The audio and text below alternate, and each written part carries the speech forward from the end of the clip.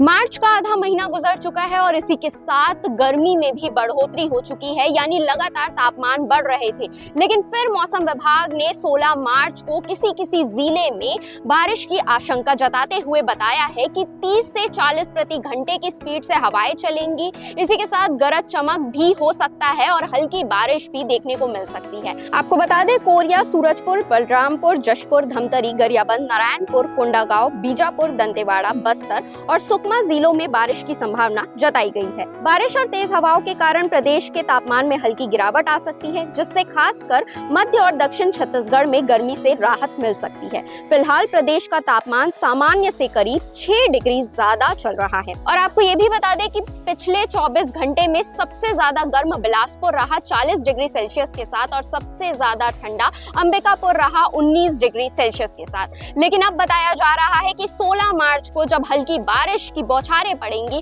तो तापमान में थोड़ी गिरावट हो सकती है। बाकी ऐसे ही मौसम अपडेट्स के लिए आप हमारे चैनल सीजी भास्कर के साथ जुड़े रहें।